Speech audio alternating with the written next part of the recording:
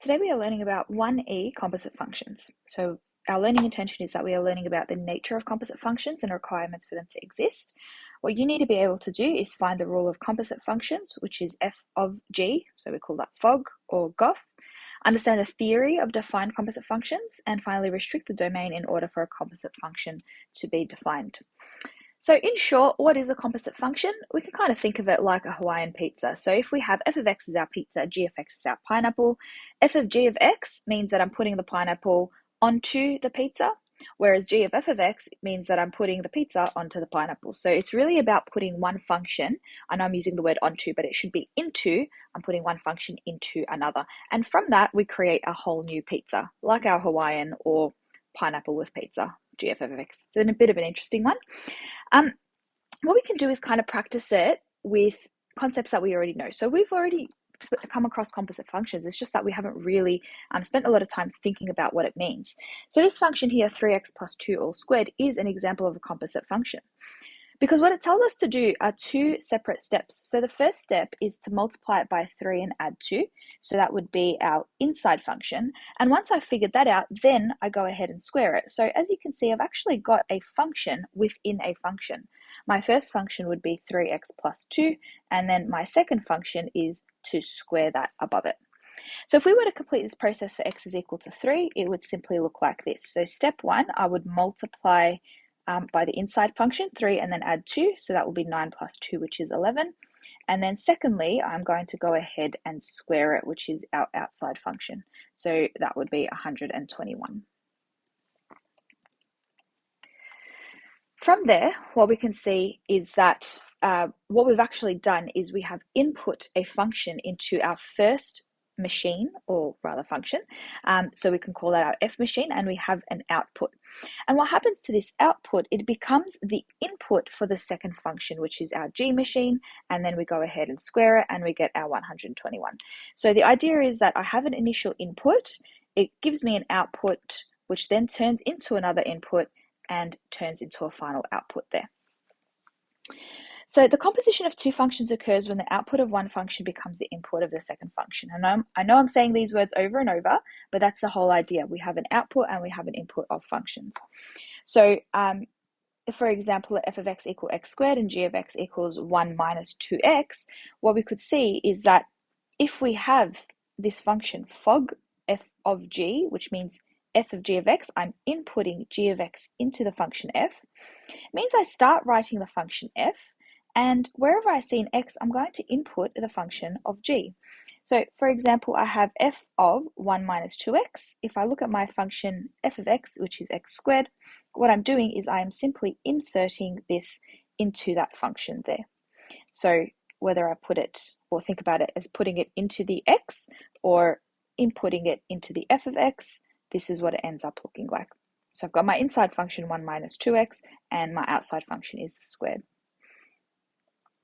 Whether I'm going to complete fog or gof, sorry, this one's gof, so g of f of x or f of g of x, you can see that you'll actually end up with a different function depending on the direction that you input it. So what we're going to do is we're just going to kind of practice this whole idea of inputting a function into another.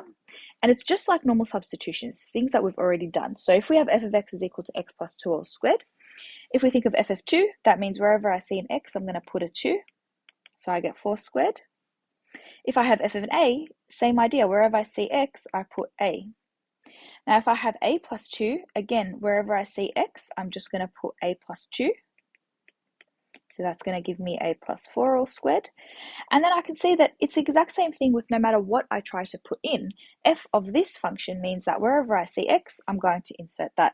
So that'll be x squared plus 2x plus 3. So that's the x part done. And then whatever is left over, I'm going to write that down as well. So it'll be x squared plus 2x plus 5 all squared as my final function. So that's how you determine that composite function. So example 5, we've got f and g are functions defined by this. Find the following composite function. So fog. I always like to write it like this because fog kind of confuses me as to what's the inside. This just makes it very clear that I'm going to put g of x into f of x. So I'm going to start writing f of x. So I'm going to start writing this square root, and then wherever I see x, I'm going to insert this function. So that'll be 2x minus 1. When I put g of f, so that's g of f of x, means that I'm going to start writing g of x, so that's a 2, and then as soon as I hit the x, I'm going to insert this function. So that'll be square root x minus 1, and then I can rewrite that a little bit nicer like this. Now I've got a question here for you. Does fog work for every single value of x? So we can see, for example, g of x is going to be defined for every real value because it's a line with a line. Any x value that I put in will give me a certain y value. Everything will work. But it doesn't quite work for f of g of x anymore. So even though g of x is defined for every real value, whatever I put in is only going to work so long as this inside part is greater than or equal to 0. So we can kind of see that we're going to come to a little bit of an issue. When I have g of x can output negative y values, as we can see. So the output can be a negative y value, but when I try to put that output into my square root, it's no longer going to work. So we can see that we have a little bit of an issue with composite functions, which we're going to look at in a second. So for us to be able to understand that, what we need to think about is the theory behind how these functions actually exist. So it's all well and good to be able to find what the function is, but the idea is that it's not going to be defined for every single value. Here is your general rule, and then I'm going to explain it a little bit further. So in order for f of g of x to be defined, the range of g of x must be a subset of the domain of f of x. And likewise, if g of f of x is going to be defined, the range of f of x needs to be a subset of the domain of g of x. Now, if this is all you care about, you just want to know the rule, that's totally fine. You can zone out for a little bit after this, where I'm going to explain the theory and why this happens. Aside from the rule of it existing, which I'll explain in a sec, the other thing you need to know is that the new domain is going to be the domain of the second function. I know I've called it second. I'd prefer now to call it the inside function. And even here, the range of the inside must be a subset of the outside. If you prefer to use second and first, that's fine. But to me, I think it's just a little bit more, it makes a bit more sense to use the words inside and outside. So the new domain will be the domain of whatever the inside function is. All right, so let's have a think a little bit about why this is the case. So in general, the idea of the range of the inside needs to be a subset of the domain of the outside. It's kind of like that machine that we looked at initially. I have a domain of f. So this is, remember, my initial input. Now, when I have that initial input, when I put it into that first machine, f, what comes out is an output. So input, which is generally my x value, and then the output is generally my y value. Now, what else do we call these? X value we usually call our domain. So all of our possible x values are our domain, and all of our possible y values are our range. So in my input, I start off with the domain, it then becomes the range. But what happens to that y value? Well, when I'm about to put it into the second function, it actually becomes my new input, which becomes the domain of the second function. So the idea is that the range of this function needs to match with the domain of the outside function. Otherwise, if this range doesn't fit within that domain, it's not going to exist. And a very simple example is the idea of the square root. So if this function is just a regular y equals x function, well, if x is -5, then y will be -5. That's all well and good for when it's an output. So I'll write that out as an example. So e.g., if x is equal to -5, then I get an output of y equals -5. But the issue is that that doesn't work with a square root function because I can't input a negative value. And so the idea is that the range turns into the domain in this transaction, and because that domain is not going to fit into that outside function, I can no longer make this function work.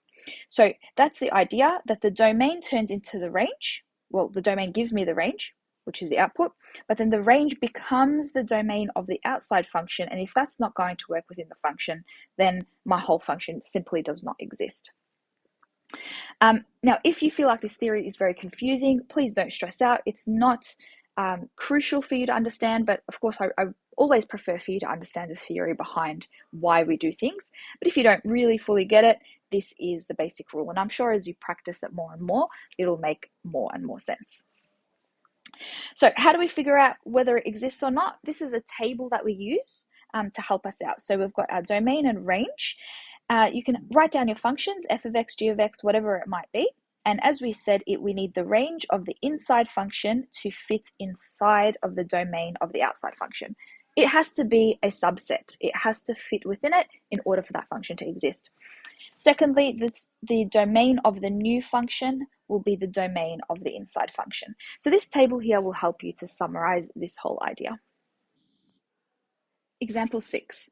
For the function g of x equals 2x minus 3, where x is an element of R, and f of x equals root 2x, where x is greater than or equal to 0, state which f of g of x or g of f of x or is defined. For the composite function that is defined, state the domain and the rule. So first of all, let's start figuring out which one is going to be defined. For whichever one's defined or not, what we want to do is use this table where we have the domain and range, and then we have f of x and g of x. So if we were to consider g of x, its domain we already know is R because they've told us that in the function. Sorry, that's for g of x. And what we need to do is figure out what type of graph that is. That's of course just a line. So that would also mean that the range is R. For f of x, this is going to be a square root function. So it looks like this. We know that the domain is x greater than 0 or equal to. So that will be from 0 to infinity. And then when we look at our graph as well, we can see that the range is likewise 0 to infinity. So if we were to test f of g of x, so if I try this one out here, that would mean that the range of the inside needs to be a subset of the domain of the outside. So the range of g of x needs to fit within the domain of f of x, which we can see in here it does not. So f of g of x, the range, which is R, of g of x is not a subset of the domain, which is 0 to infinity, of f of x. So that is going to be not defined. If we try, however, the other way around, so g of f of x, so that would mean that the range of f of x needs to fit within the domain.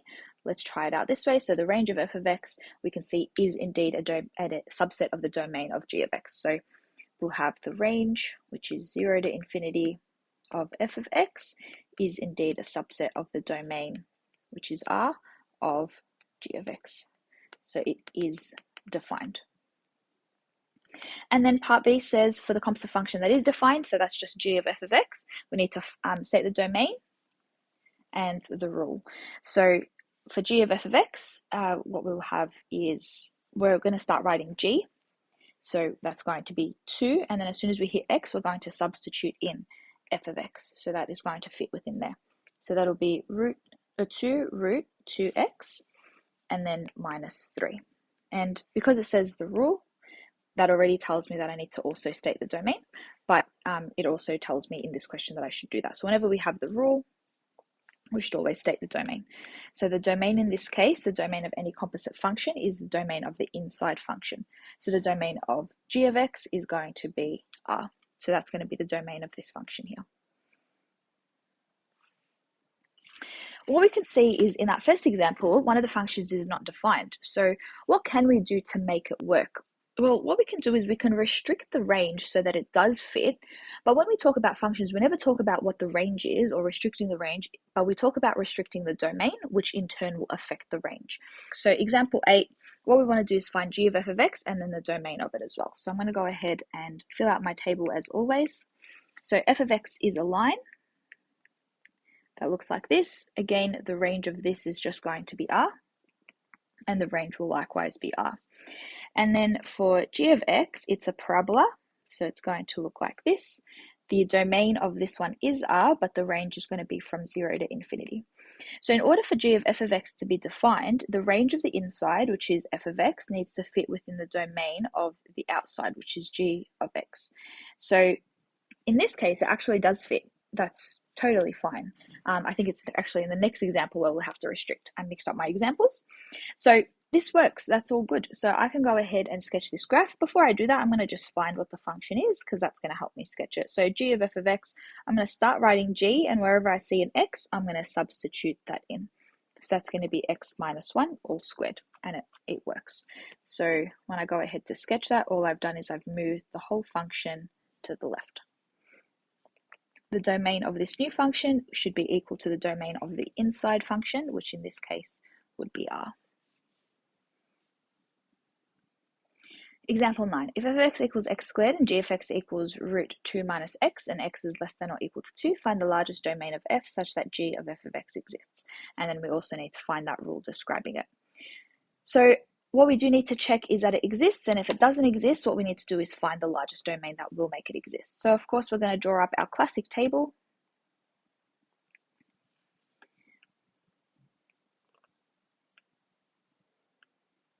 And we'll go ahead and fill that out. So we'll have the domain, the range, f of x, g of x. F of x is a parabola. We've drawn this one before. So the domain of f of x is r and the range is 0 to infinity. And then g of x is a square root function. It's got a reflection in the y-axis. And if you take out the negative, that's when you'll be able to see what the true translation is. So that'll be like that. That means we've moved to the right by 2. And that kind of fits in with the domain that they've given us. So it's going to look like this, where its endpoint is at 2 and 0. So its domain is going to be from negative infinity to 2, and our range is from 0 to infinity. So in order for g of f of x to exist, that means the range of f of x needs to fit within the domain of g of x. And we can see that that isn't the case right now. 0 to infinity is not a subset of negative infinity to 2. So what we need to do is we need to restrict that range, and in turn we'll be restricting the domain. So the first thing we want to figure out is what will that range be?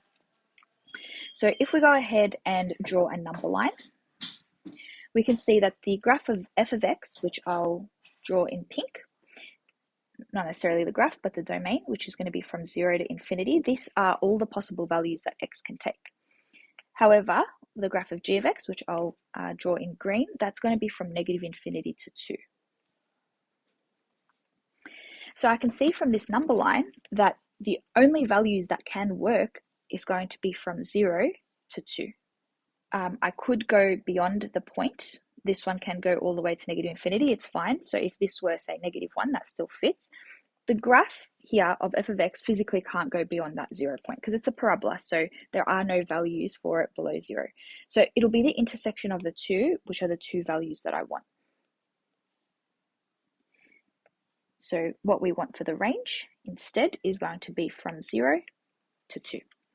Now, of course, we can't just make our range 0 to 2. That's not the way that we talk about functions. We always are going to affect the domain. So if I want the range to be only 0 to 2, what is the domain of f of x going to look like? So the easiest way to do that is to go ahead and draw a graph.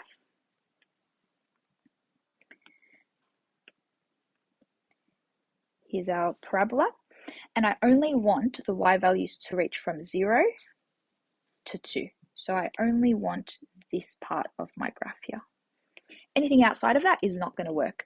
So let's find those corresponding x values. That's going to be at when x equals this point and x equals that point, which, as you can see, are going to be the x values of the function when y is 2. So all we need to do at this point is solve this to equal to 2. We can see that y will be 2 when x is either plus or minus root 2. So in order to restrict the range to 0 and 2, what we need to do is restrict the domain to be from negative root 2 to root 2, which will give me a range of 0 to 2, which will be a subset of this domain here. So now that we've got that, we can find the rule describing g of f of x. So what we're going to start doing is writing g, and whenever I see an x, I'm going to sub in f of x into there. So g of f of x is going to be 2 minus x squared. And the domain for this one, x will be an element from negative root 2 to root 2. Because remember, the domain of the overall function is always equal to the domain of the inside function. So there you go, that's your composite functions and how you would work with them with a restriction.